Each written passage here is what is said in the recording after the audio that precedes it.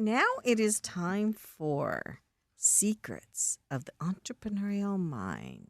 So, if there's a secret you're willing to share with entrepreneurs that you feel really helped you, we would love to hear it. John, you're on the hot seat first.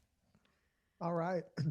Well, I'm excited. I'm excited to share, what I believe is the number one secret of success of any entrepreneur. Now, it takes a lot of courage to implement a secret. So you can know a secret, but it's another thing to take an action step to actually do something, about it. So it's sort of like if you knew that there's a buried treasure, but you have to go through lots of danger and swamps and crocodiles and jungles and, to get to the secret. But I really believe the secret of entrepreneurial success is to truly acknowledge, what do I love? What am I so passionate about that if I had $1 billion in the bank, this is what I would be doing with my life every day. And then you go and you do that, even if you don't make $1 for a long time.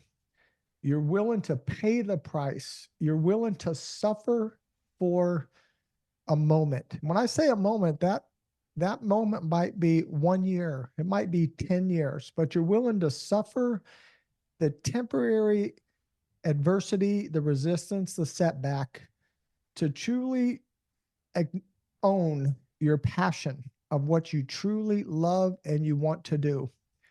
I can honestly say in my life, that's what happened to me, is I actually had the opportunity I had an established 20-year banking career where I could be set for life financially without even thinking about it, or I could truly pursue my passion of what I love to do. And I did do it for 10 years without being paid for it. And I had another job in the meantime, that did actually take care of my bills. Yeah. But well, today that's I'm living it. Yeah, you are living it. And that is awesome. So, Elaina, what is your secret that you would share of the entrepreneurial mind? I would share that it's important to get comfortable with being uncomfortable and with the uncertainty. And I think that just comes with the territory of being an entrepreneur. And it's the things that you're most uncertain about sometimes, I think, or the things that make you the most uncomfortable, you're not sure of. That's where you see the most amount of growth within yourself as a person and within your business. So I think it's just getting comfortable with that. And it also helps you to learn how to think on your feet really quickly. And I think that's important as being an entrepreneur. I agree 100%. Absolutely. So, Robert, what is a secret you can share?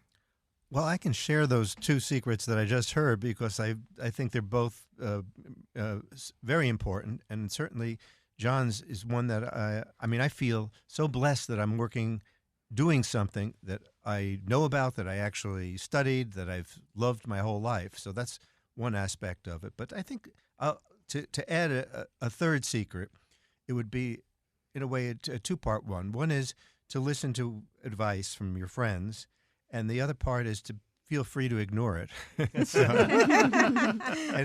as I look back, even in what I do now, I can think of two really good bits of advice. One had to do with how I should market my paintings to museums across the country.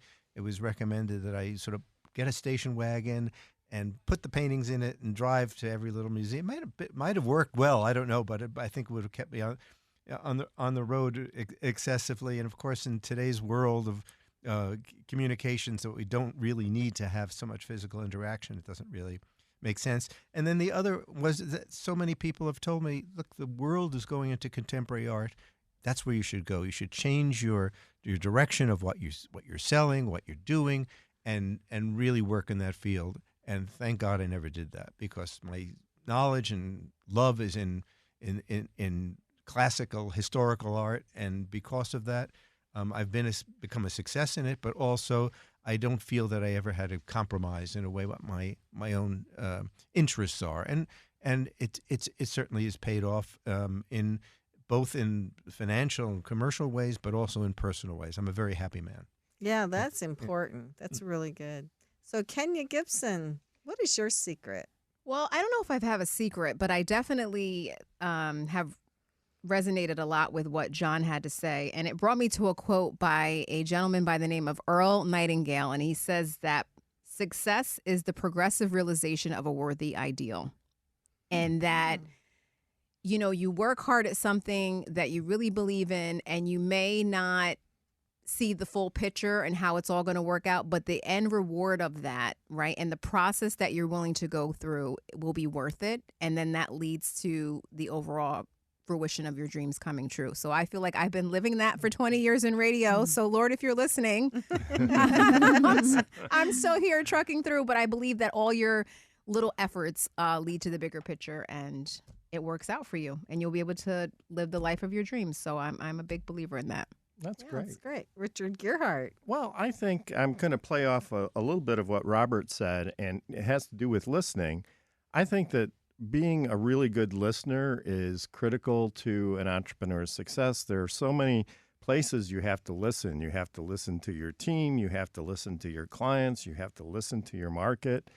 And so paying attention and really understand what they're thinking and what they're saying and why it's important to them, and understanding things at a deeper level, I think helps you make better decisions as an entrepreneur. So I think listening is important.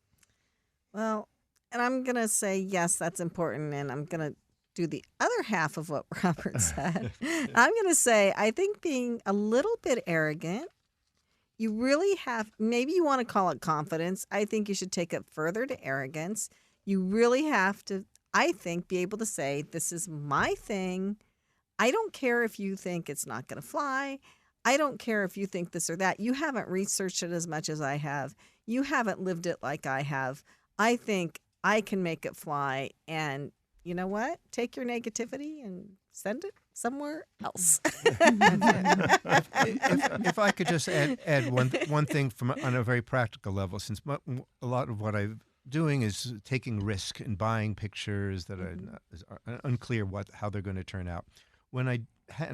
Part of what I had done before was working for other people, for other dealers, and with other people's money, OPM as it's sometimes called. I love that. Yeah,